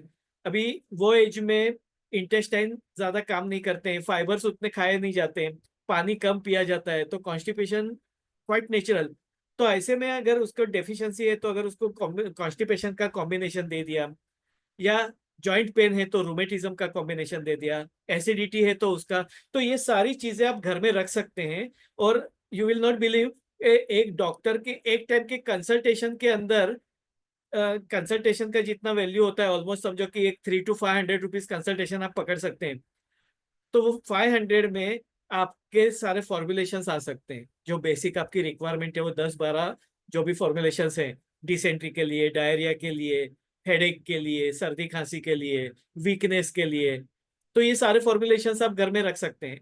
और इसका कोई एक्सपायरी डेट नहीं होता है, यानी ये भी उसका सबसे प्लस पॉइंट है। और ये खराब भी नहीं होते क्योंकि ये ड्राई फॉर्मेट में टेबलेट्स हैं। इसको आप मेडिसिन पानी में डाल के लो, मुंह में रखो, पिघल जाएगी, मेल्ट हो जाएगी। So in any form you can use it. तो ये काफी इफेक्टिव है छोटे बच्चों से लेकर के बड़े बुजुर्गों तक। और जिन लोगों को भी कई सारी बीमारी के लिए रेगुलर बेसिस पे लॉन्ग टर्म दवाइयां लेनी पड़ती है, तो वो सपोर्ट में अगर ये ले लेंगे तो उनकी वो दवाइयों की जरूरत कम हो जाएगी, उसके डोसेज नहीं बढ़ेंगे, या बढ़े हुए डोसेज कम हो सकते हैं। तो ये हम लोग अपने लिए, अपने फैमिली मेंबर्स के लिए डेफिनेटली यूज कर सकते हैं। किसी को रिकमेंड भी कर सकते, जैसे या thyroid, it works on each and every organ. Thyroid के जो भी सेल्स हैं तो वो थायराइड सेल्स के लिए जो जो सॉल्ट्स की कमी होती है, तो वो सॉल्ट अगर आप सप्लीमेंट करते तो थायराइड के लिए काम में आती है। Likewise it works on each and every organ. तो यहाँ पे हम लोग रूट को उसको ट्रीट करेंगे, हम लोग इंडिविजुअल बीमारी को ट्रीट करने की बजाय रूट को उसको ट्रीट करेंगे, तो ऑटोमेटिकली बाकी के चीजों में हमें उसका फायदा मिलता है। जैसे कई सारे लोगों को वेरिकोज वेन्स की शिकायत होती है, जिसमें ब्लड वेसल्स डायलेटेड हो जाती है, उसकी इलास्टिसिटी लूज हो जाती है। तो कैलकेरिया फ्लोराइड नाम का जो सॉल्ट है, जो अगर डेफिशिट हो, अगर वो कम हो जाता है बॉडी में, तो जो मसल्स की इलास्टिसिटी है वो लूज हो जाती है। तो जैसे जैसे आप कैलकेरिया फ्लो अप्लाई करते हैं, वैसे वैसे उसका वेरिकोज वेन्स ट्रीट होने लगता है, इंप्रूव होने लगता है, रिकवर होने लगता है। तो likewise it works on each and every part of the body. तो हम लोग बीमारी की बजाय बीमारी की जड़ के ऊपर इलाज करेंगे, तो वो जल्दी फायदा होगा, ताकि हम केमिकल बेस्ड दवाइयों का कम से कम इस्तेमाल करें। क्योंकि लोगों को ऐसा लगता है कि केवल दवाइयां लेंगे ठीक होंगे, लेकिन आप सोचो इतनी दवाइयां लेने के बाद में भी, इतनी हॉस्पिटल बनने के बाद में भी बीमारियां लोगों की बढ़ते जा रही है, और सालों तक दवाइयां लेनी पड़ती है। पहले जो 60 साल के बाद में दवाइयों की जरूरत पड़ती थी, आजकल 30 और 40 साल के लोगों को डायबिटीज, बीपी, कोलेस्ट्रॉल, थायराइड, कैसी कैसी दवाइयां जिंदगी भर लेनी पड़ती है। अभी आप सोचो, अगर एक थायराइड की भी अगर बात करें, तो थायराइड की एक गोली होती है। अभी ये आपको 30s में शुरू होता है या 40s में शुरू होता है थायराइड। एक गोली अगर दिन की आप लेते हैं तो दिन महीने साल की 365 गोली हो गई। अगर आपने 10 साल भी लिया तो 3,000 के ऊपर दवाई आपने खाली केवल थायराइड की, बाकी की दवाइयां तो अलग से। अभी 3,000 दवाइयां बॉडी में जाएगी, 3,000 टैबलेट्स का उसका डाइजेशन करने का काम बॉडी को करना पड़ेगा, उसका एब्जॉर्प्शन करने का काम करना पड़ेगा, उसके टॉक्सिन्स रिमूवल का काम करना पड़ेगा। तो ये बॉडी सेल्स के लिए तो ओवर टाइम है। एक गोली से ज्यादा तकलीफ नहीं होगा, लेकिन 3, 3,500, 5,000, 10,000 गोलियां जाएगी तो उसका इम्पैक्ट तो बॉडी के ऊपर होता है। तो अगर ऐसे में अगर आप जो भी सेफ थेरेपीज हैं, कुछ एक्सटर्नल थेरेपीज जैसे एक्यूप्रेशर है, मैग्नेटोथेरेपी है, ग्वासा थेरेपी है, ऐसे अलग अलग मर्म चिकित्सा है, मुद्रा थेरेपी है, ये ड्रगलेस थेरेपीज है, इनका इस्तेमाल आप करें। साथ साथ में ऐसी जो सेफ थेरेपीज हैं, बायोकेमिक सॉल्ट थेरेपी है, बेस्ट फ्लावर रेमेडीज हैं, सर्टन होम्योपैथी और आयुर्वेदिक प्रिपरेशंस है, ये चीजों के बारे में अगर आप जानकारी रखते हैं तो आप कई सारी केमिकल बेस्ड दवाइयों की जरूरत को कम कर सकते हैं। ओके।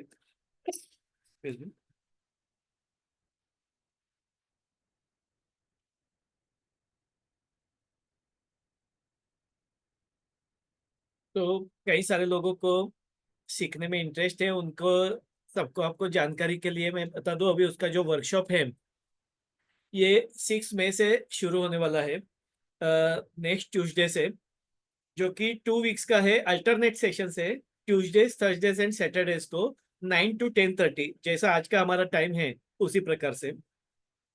और वो सारे सेशंस का आपको रिकॉर्डिंग भी मिलेगा। और उसमें उसके बाद में भी आपको गाइडलाइन तो मिलती रहेगी, लेकिन उसमें हम लोग बेसिकली देखेंगे कि ये 12 सोर्ट्स क्या होते हैं, क्या क्या कॉम्बिनेशन है जिसका हम इस्तेमाल कर सकते हैं। ये एकदम बेसिक लेवल का है, यानी बिगिनर्स लेवल का वर्कशॉप आप बोल सकते हैं, ताकि सभी लोग इसको आसानी से समझ सके। लेकिन ये केवल बिगिनर्स का लेवल का है ऐसा भी नहीं है, इतना सीख करके भी आप किसी को भी ट्रीटमेंट दे सकते हैं, रिकमेंड कर सकते हैं, क्योंकि these are absolutely safe medicine. तो अगर आपको पता है कि जैसे मैंने बताया कि कैलकुलिया फ्लोर आपको वेरिकोज वेन्स के लिए काम में आता है, तो आप किसी को भी रिकमेंड कर सकते हैं। तो हम लोग जो सीखेंगे तो वो ईच एंड एवरी 12 सॉर्ट्स के बेसिक्स को सीखेंगे, कि वो 12 सॉर्ट्स कौन से हैं, क्या है, किस तरीके से काम करते हैं इन जनरल। फिर बाद में जिसको भी आगे डीप में सीखना है वो बाद में कम्युनिकेट कर सकता है, लेकिन ये मैंने ऐसा वर्कशॉप डिजाइन किया है कि सभी लोग अपने पर्सनल हेल्थ के लिए तो एटलीस्ट उसका यूज करें। क्योंकि मेडिकल के सारे कोर्सेज होते हैं, वो जो स्पेशलाइज कोर्सेज होते हैं वो केवल थेरेपिस्ट लेवल पे या ट्रीटमेंट या डॉक्टर्स लेवल पे ही होते हैं, तो आम इंसान के लिए उसका कोई फायदा नहीं होता है।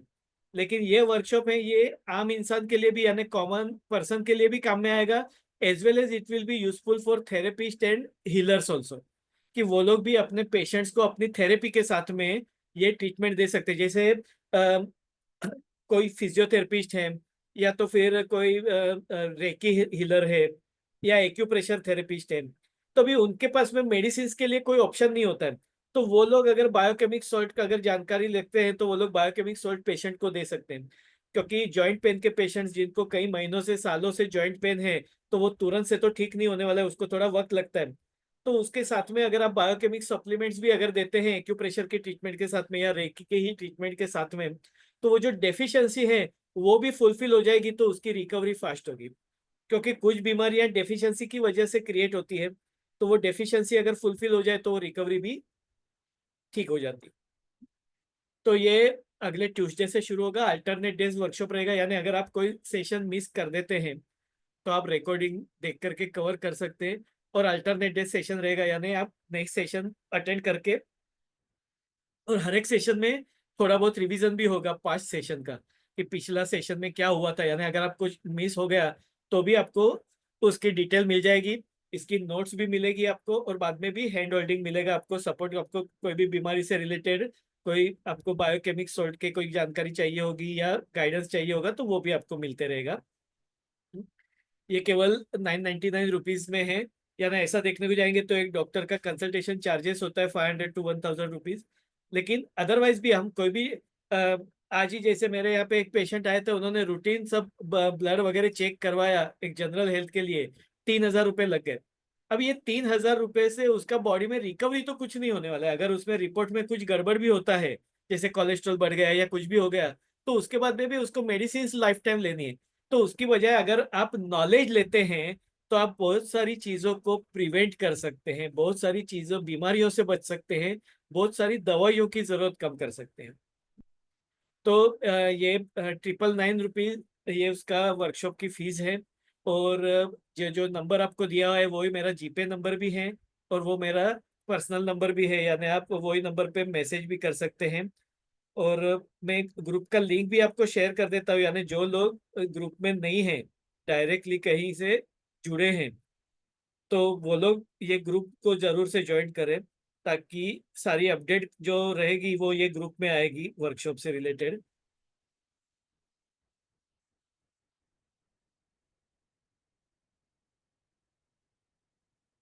मैंने चैट बॉक्स में व्हाट्सएप ग्रुप लिंक डाला हुआ है, तो आप में से जो लोग ग्रुप में नहीं है, तो वो लोग प्लीज ये ग्रुप ज्वाइन कर लीजिए।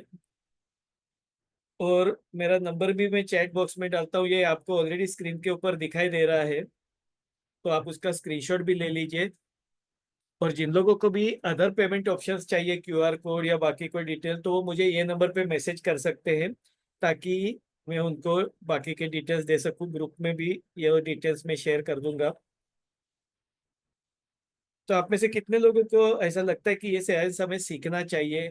ये एक्चुअली सबके बेटरमेंट के लिए है, ये हमारे फैमिली मेंबर्स को भी काम में आएंगे, हमारे खुद के लिए भी काम में आएगा, क्योंकि जैसे जैसे एज बढ़ता है सर्टन बीमारियां आती है, सर्टन चेंजेस होते हैं, हमें पता नहीं चलता कि वो चेंजेस क्यों हो रहे हैं। लेकिन अगर वो डेफिशिएंसी से हो रहे हैं, और वो डेफिशिएंसी हमने या अ, ये वर्कशॉप है वो 6 मई से शुरू होगा, 2 वीक्स का वर्कशॉप रहेगा।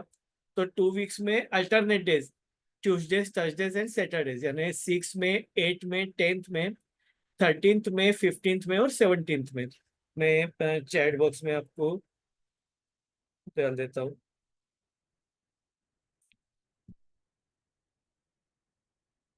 सेशंस के डेज, में आपको चैट बॉक्स में डाल रहा हूँ।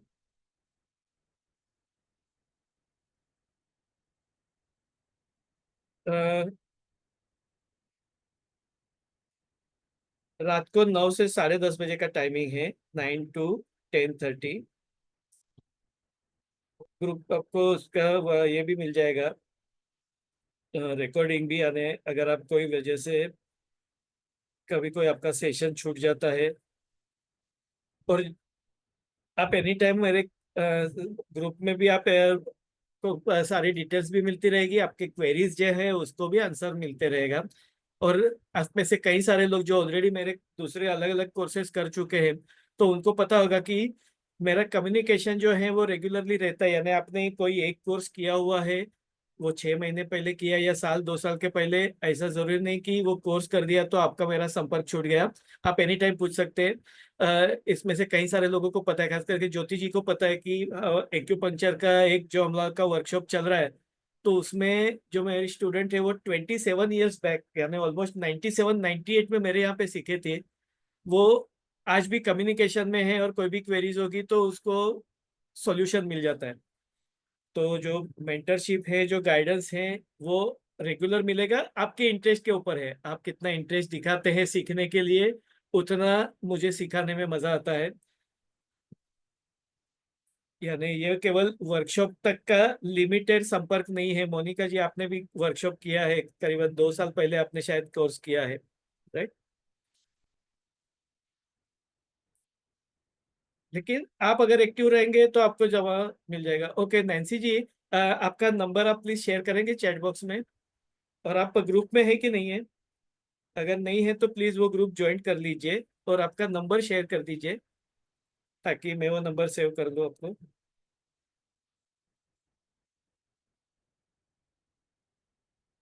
अ, मोनिका जी और उनको आपको मैंने ग्रुप में ऐड कर दिया है, जिन्होंने रिक्वेस्ट भेजी थी ग्रुप पे।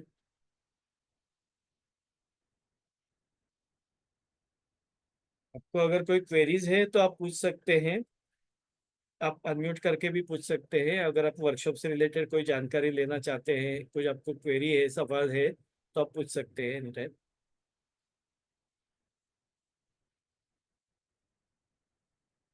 नैन्सी जी, आप कहाँ से है?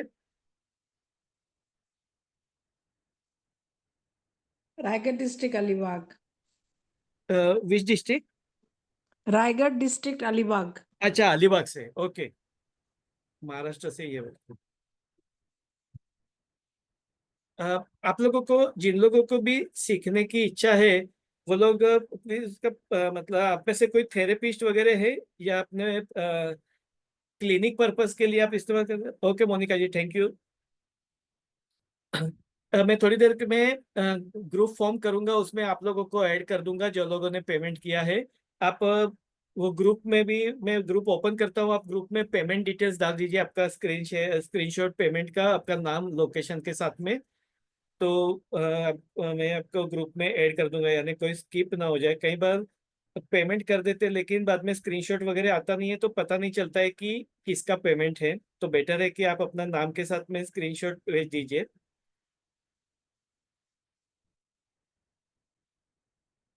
वो ग्रुप ऑलरेडी ओपन है, यानी आप वो ग्रुप में चैट भी कर सकते हैं, कुछ अगर क्वेरीज है वर्कशॉप से रिलेटेड तो भी आप पूछ सकते हैं। उसमें भी मैं पेमेंट डिटेल्स वगैरह वर्कशॉप की चार्ज डाल दूंगा।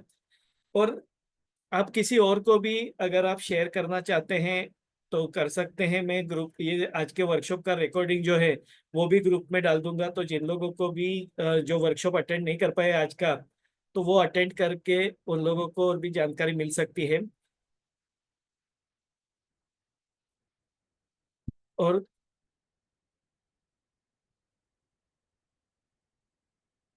एक्चुअल में हमारे यहाँ कई सारी ऐसी थेरेपीज हैं, लोगों को अभी तक पता नहीं है। लोग मिरेकुलस या डिवाइन थेरेपीज के पीछे ज्यादा चले जाते हैं, क्योंकि उसका प्रचार ऐसे किया जाता है इंस्टेंट है, मैजिकल है। लेकिन एक बात समझ लीजिए, कोई भी एनर्जी लेवल पे जो भी हीलिंग मेथड्स होती है, उसके लिए साधना करनी पड़ती है। इट्स नॉट ओनली प्रोसेस, आपको मतलब उसके लिए कुछ भोग देना पड़ता है, आपको रेगुलर बेसिस पे उसकी प्रैक्टिस करनी पड़ती है, तभी जाकर के वो एनर्जी की जो फ्रीक्वेंसी है वो आपके साथ में मैच होती है। लेकिन ये जो थेरेपीज है ये मटेरियल बेसिस पे होती है। जैसे आपको फेथ हो या ना हो, लेकिन काली फोर्स का जो काम है वो काली फोर्स करेगी ही करेगी। आपको अगर पैर में क्रैम्प्स आ रहे हैं, आपको बायोकेमिक सॉल्ट थेरेपी पे जरा भी भरोसा नहीं है, उसके बावजूद अगर आप मैक फोर्स लेते हैं तो आपके क्रैम्प्स कम होने ही है। बिकॉज मैक फोर्स का जो वर्क है वो होने वाला ही है, because it works on physical level, यानी आपके थॉट प्रोसेस के ऊपर, आपके बिलीफ सिस्टम के ऊपर उससे कोई लेना देना नहीं है। जैसे अगर आपको कोई दर्द होता है, आप कॉम्बीफ्लेम गोली खाते हैं, तो वो पेन किलिंग का उसका काम है, वो करने वाला ही है। आपको एलोपैथी पे भरोसा हो या ना हो, उससे कॉम्बीफ्लेम को कोई फर्क नहीं पड़ता है, उसका जो काम है पेन कम करने का वो करेगा ही करेगा। तो लाइकवाइज ये भी जो सर्टन मेडिसिन है, हो सकता है आपको इसके बारे में पता ना हो सकता है इसके बारे में आपको फेथ ना हो, लेकिन उसके बावजूद जो आपकी डेफिशिएंसी है उसके लिए जो कर होना है वो तो वर्क होना ही होना है। तो ये काफी माइन्यूट लेवल पे, और इसका सबसे प्लस पॉइंट यही है कि ये माइन्यूट फॉर्म में होते हैं की वजह से इसके साइड इफेक्ट्स नहीं है। ये बहुत ट्रेस अमाउंट में, होम्योपैथी मेडिसिन की भी यही ब्यूटी है। Actually homeopathy medicine are based on nanotechnology, यानी 1 part of the medicine, 9 part of the alcohol, उसको बाद में शेकिंग करके मेडिसिन जो बनती है that is first power, first potency. उसके बाद में फर्स्ट पोटेंसी का 1 part, 9 part of the alcohol, उसको अगेन स्टक करके जो मेडिसिन बनती है दैट इज सेकंड पोटेंसी। तो फर्स्ट पोटेंसी से सेकंड पोटेंसी में मेडिसिन कम होता है, क्योंकि only 1 part of the first potency. वैसा करते करते 30 पार्ट, 30 पोटेंसी, 200 पोटेंसी, 1000 पोटेंसी। तो आप सोचो 1000 पोटेंसी तक जाते जाते वो मेडिसिन कितना ट्रेस फॉर्मेट में होगी। बट 1000 फॉर्म का रिजल्ट बहुत ही ज्यादा पावरफुल होता है, यानी medicine is smaller smaller smaller, but result higher higher. That is the beauty of nanotechnology. तो लोगों को होम्योपैथी के बारे में उतना पता नहीं है, बट होम्योपैथी वर्क्स वंडरफुली, क्योंकि उसमें मेडिसिन कम है बट रिजल्ट पावरफुल है। But only thing, homoeopathy medicine में आपका एक्सपर्टाइजेशन बहुत ही जरूरी है। How to take case history, how to select the medicine, and how to select the medicine dosage. यानी एक ही मेडिसिन है, वो 30 पावर में डिफरेंट रोल करेगी, 200 में डिफरेंट होगा, 1 M में डिफरेंट होगा। तो हो सकता है किसी को 30 पावर में ज्यादा इफेक्टिव हो, किसी को 6x में, किसी को 200 पावर में। और वहां पे ही वो थेरेपिस्ट का, वो डॉक्टर का स्किल और उसका एक्सपीरियंस काम में आता है। इसके लिए होम्योपैथी में टाइम क्यों ज्यादा लगता है? क्योंकि ये आपका केस हिस्ट्री लेने में बहुत ज्यादा टाइम लगता है। पेशेंट जल्दी से सब बातें बताते नहीं है, तो वो जब बताते हैं तो वो बात को 8-15 दिन, महीना निकल जाता है 3-4 विजिट्स के बाद में। तो डॉक्टर को लगता है कि मेडिसिन 1 महीने के बाद वर्क कर रही है, but basically medicine actual find out हुई 1 मंथ के बाद में। So homeopathy is not slow, homeopathy इतनी फास्ट है कि अगर हार्ट अटैक के पेशेंट को अगर सर्टन होम्योपैथी ड्रॉप्स अगर टंग के ऊपर रखा जाए तो within no time he will recover, तो उसकी जान भी बचा सकते हैं, उतनी फास्ट है होम्योपैथी। लेकिन अनफॉर्चुनेटली लोगों को उसका पता नहीं, और उसका इतना रॉन्ग तरीके से उसका प्रोपागेंडा होता है। आपने देखा होगा कि व्हाट्सएप पे भी कुछ मैसेजेस वगैरह आते हैं, तो उसमें तो ये तो इसका इफेक्ट होम्योपैथी जैसा है, यानी कोई फायदा ही नहीं, आयुर्वेदिक स्लो एक्टिंग। ये एक पर्पसली जैसे ये थेरेपीज को डाउनग्रेडेड करने के लिए बताया गया है। बट होम्योपैथी कैंसर जैसे पेशेंट्स को भी बहुत ही अच्छा रिजल्ट देती है। मैंने पर्सनली कई सारे कैंसर पेशेंट्स की ट्रीटमेंट देखी है हमारे सीनियर डॉक्टर्स के द्वारा। एंड 10-10, 20-20 साल वो पेशेंट कैंसर ट्रीटमेंट के बावजूद बाद में भी सर्वाइव हुए हैं, और जिनका डेथ किसी और वजह से हुआ है, नॉट ड्यू टू कैंसर, ऐसे रिकवर हुए। So homeopathy is extremely excellent treatment and absolutely safe also. So biochemic and homeopathy, yes Monica ji, I am doing consultation also. In my consultation I am giving holistic approach, holistic solutions, जिसमें आपको acupressure के points, मर्मा के points, मुद्रा therapy, खाने पीने के changes, diet और exercises, यानी डू इट योर सेल्फ, आप क्या क्या कर सकते हैं वो सारी चीजें भी बताते हैं। और होम्योपैथी या आयुर्वेदिक सॉल्यूशंस जो आपको सुटेबल है, तो वो सॉल्यूशंस जो इंडिविजुअल बेस पे होता है, लेकिन जनरलाइज बेस पे भी कुछ चीजें होती है जो सबके लिए एप्लीकेबल होती है। इवन उसके वर्कशॉप्स भी होते हैं, जैसे किसी को नी पेन है, किसी को नेक पेन है, किसी को बैक पेन है, किसी को माइग्रेन है, तो उसका होलिस्टिक सॉल्यूशंस कि इन जनरल क्या क्या आप कर सकते हैं कि आपको बार बार डॉक्टर के पास जाना ना पड़े, क्योंकि माइग्रेन जैसी चीज आपको रिकरेंट होते रहती है। हर बार डॉक्टर के पास जाना, हर बार मेडिसिन लेना, उसकी बजाय आप या मोनिका जी, आप मेरा नंबर आपने मैंने जो शेयर किया है ना, वो आप नंबर सेव करके रखिए। आप मुझे व्हाट्सएप पे मैसेज कीजिए, आप इवन कॉल भी कर सकते हैं मेरे। मैं अगर बिजी रहूंगा तो मैं आपको बाद में कॉल बैक कर दूंगा, तो हम लोग ऑनलाइन कंसल्टेशन कर सकते हैं एनी टाइम, किसी को भी अगर रिक्वायरमेंट है तो, राइट। तो मैं नंबर, अगर आपने ऑलरेडी, आप ग्रुप में तो है ही, तो ग्रुप में भी मेरा नंबर है ही, लेकिन मैं चाहे तो फिर से एक बार चैट बॉक्स में डाल देता हूँ, तो जिन लोगों को भी ऐसा लगता है कुछ जानकारी चाहिए कभी, तो नंबर सेव रहेगा, तो एनी टाइम कांटेक्ट कर सकते हैं। या इवन दूसरे कोर्सेज के लिए, दूसरे थेरेपी सीखने के लिए भी आप जानकारी पाल सकते हैं। या मैंने नंबर फिर से शेयर किया है ग्रुप में, तो उसमें आपको कंसल्टेशन में ये सारे सॉल्यूशंस में बताता हूँ कि आपके लिए होम्योपैथी मेडिसिन कौन सा सूटेबल रहेगा, आयुर्वेदिक मेडिसिन, होम रेमेडीज क्या आप कर सकते हैं, हर्बल रेमेडीज क्या हो सकती है, और क्या क्या चीजें आपको करनी है। आप देखिए, बीमारियां ठीक नहीं होने की एक महत्वपूर्ण वजह यह है कि पेशेंट को ऐसा लगता है कि मैंने डॉक्टर को दिखाया, डॉक्टर ने टेस्टिंग किया, डॉक्टर ने दवाई दिया, मैंने दवाई खा लिया, मेरा रोल खत्म हो गया। नो, आप दवाई नहीं लेंगे तो भी एक बार चलेगा। 50% रोल पेशेंट का है, क्योंकि आप क्या खाते पीते हैं, कैसा रहन सहन है आपका, आपका मेंटल स्टेटस क्या है, आप एक्सरसाइज योगा वगैरह कितना करते हैं, इन सब के ऊपर आपकी बीमारी ठीक होती है। नहीं तो सोचो ना, जो लोग सालों से, 10 साल, 15 साल, 20 सालों से बीपी की दवाई ले रहे, डायबिटीज की दवाई ले रहे, थायराइड की दवाई ले रहे, लेकिन उनकी बीमारियां ठीक नहीं हो रही है, केवल मेंटेन हो रही है। दवाइयां केवल मोबाइल चार्जिंग के जैसा, आपने चार्जर पे रखा है और मोबाइल काम कर रहा है, चार्जिंग से निकाल दिया मोबाइल बंद, जैसा वेंटिलेटर का होता है। क्योंकि पेशेंट जा रहा है तो डॉक्टर ने वेंटिलेटर पे लगा दिया उसको, वेंटिलेटर हटाया, पेशेंट का ब्रीदिंग बंद हो गया, वापस से लगा दिया, वापस से चालू हो गया। तो ये तो केवल टेम्पररी हो गया, वो नहीं होना चाहिए।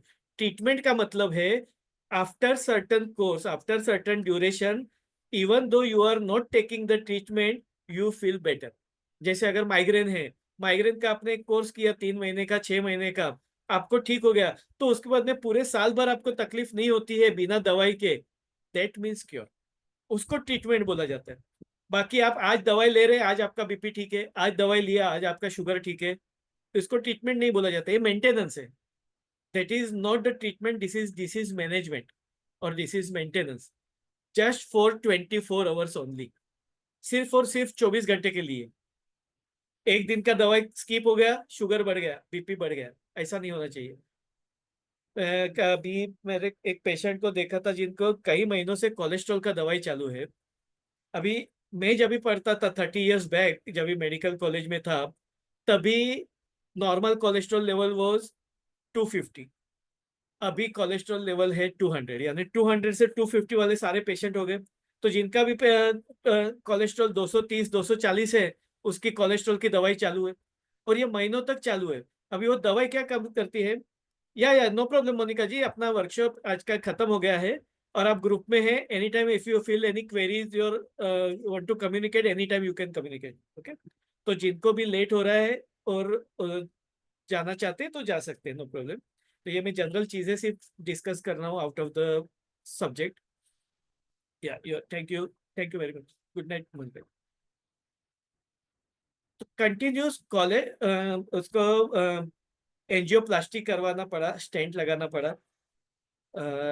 तो उसके बाद में उसका कोलेस्ट्रॉल का रेगुलर दवाई चालू है करीबन 3 साल से। मैं उसको मिला, उसके बॉडी में कहीं पे फैट्स है ही नहीं, सिर्फ हड्डियां रह गई है। क्योंकि कोलेस्ट्रॉल की दवाई केवल कोलेस्ट्रॉल कम नहीं करेगी, वो आपके बॉडी का फैट भी मेल्ट कर रही है, तो नॉर्मल सेल्स भी डैमेज हो रहे हैं। तो हमें पता नहीं चलता है, लेकिन ओवर द पीरियड जो लोग रेगुलर दवा कोलेस्ट्रॉल वगैरह की दवाई ले रहे हैं, तो उनके हड्डियां सिर्फ रह जाती है, मसल्स वगैरह कम हो जाते हैं, इवन लुब्रिकेशन कम हो जाता है, जिसकी वजह से उनको जॉइंट पेन वगैरह की शिकायत होती है, क्योंकि जॉइंट्स पेन के लिए लुब्रिकेशन चाहिए, और लुब्रिकेशन के लिए आपको ऑयल और घी वगैरह का यूज करना पड़ता है। और हार्ट पेशेंट्स को, कोलेस्ट्रॉल वालों को डॉक्टर घी तेल सब बंद करवा देते हैं। बट हमारे जो स्मूथनिंग के लिए, हमारे लुब्रिकेशन के लिए तो ऑयल और घी चाहिए। So cholesterol is not at all 100% bad. हाँ, एबनॉर्मल या एबनॉर्मली हाई या जो बैड कोलेस्ट्रॉल है वो इंजूरियस है, लेकिन बैड कोलेस्ट्रॉल क्यों है? Because you are not consuming enough fibers, you are not taking enough water, you are not doing proper workout or exercise। तो कोलेस्ट्रॉल की दवाई लेने से केवल कोलेस्ट्रॉल कम नहीं होगा, आपका लीवर फंक्शन सुधरना चाहिए, क्योंकि कोलेस्ट्रॉल मेटाबॉलिज्म का काम लीवर करता है। तो अगर लीवर का फंक्शन ठीक होगा, कोलेस्ट्रॉल बढ़ेगा, कंट्रोल में रहेगा।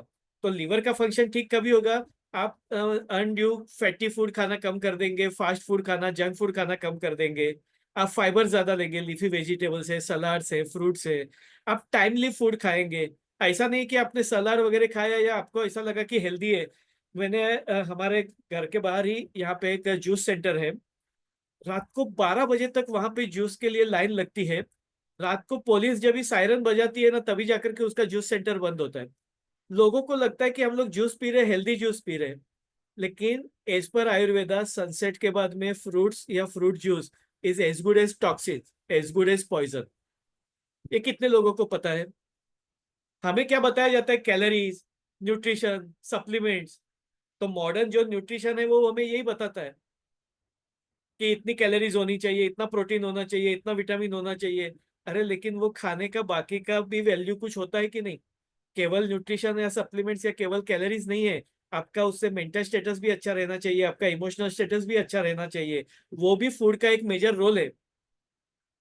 तो वो रात को 10 बजे आप फ्रूट जूस पिएंगे, तो वो आपको हेल्दी के बजाय वो पॉइजन का काम करेगा, क्योंकि अकॉर्डिंग टू आयुर्वेदा मॉर्निंग में अगर आप फ्रूट्स लेते हैं तो वो गोल्डन बेनिफिट है, आफ्टरनून में सिल्वर है, इवनिंग में कॉपर के जैसा बेनिफिट है, और after sunset it acts like iron rust, गंज लगा हुआ जो लोहा होता है, यानी टॉक्सिन, पॉइजन।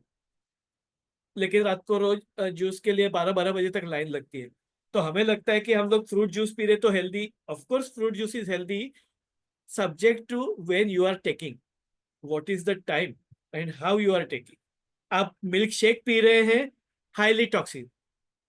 फ्रूट और मिल्क कभी भी मिक्स नहीं होना चाहिए, लेकिन आजकल मिल्क शेक का जमाना है, कहीं पे भी आप जाओ तो लोगों को लगता है हम लोग तो हेल्दी फूड खा रहे हैं, क्या हम लोग मिल्क शेक पी रहे हैं?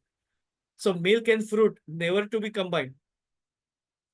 तो वो पॉइजनस इफेक्ट दे रहा है, ये हमें पता नहीं है। अभी ये सब चीजों से अगर हमारा कोलेस्ट्रॉल बढ़ रहा है, ट्राइग्लिसराइड बढ़ रहा है, तो कौन सी मेडिसिन ठीक करेगी? हमें लग रहा है कि हम लोग मिल्क शेक पी रहे हैं, हेल्दी ले रहे हैं, बट वही हमें कोलेस्ट्रॉल ट्राइग्लिसराइड बढ़ाने का रीजन हुआ तो तो ऐसी तो कई सारी चीजें जो हमारी डे टू डे लाइफ में होती है लेकिन हमें पता नहीं है।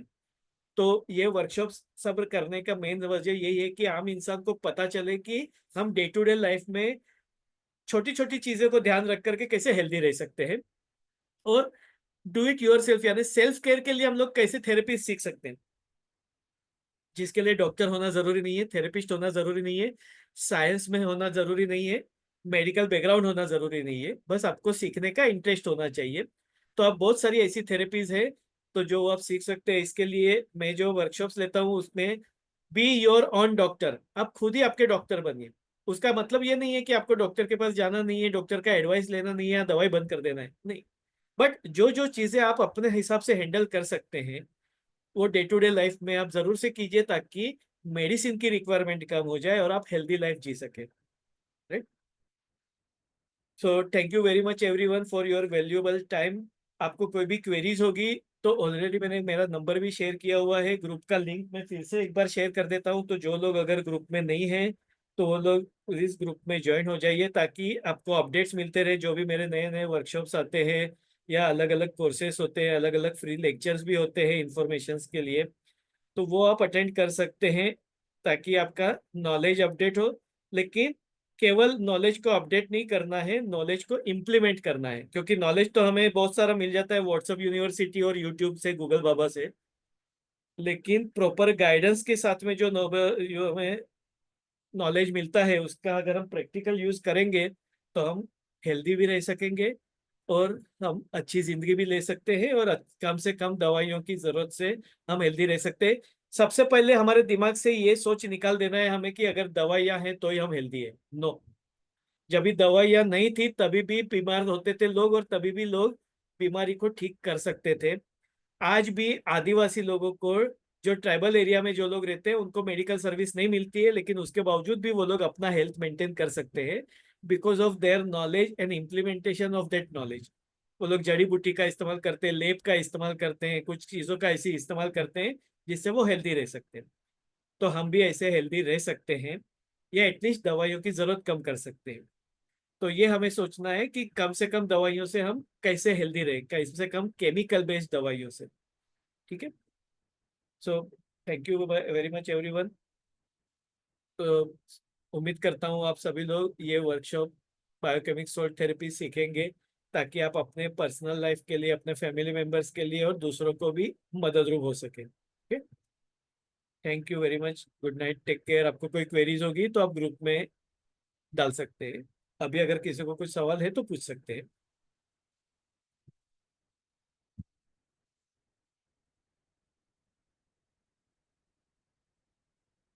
ओके, किसी को है सवाल कुछ?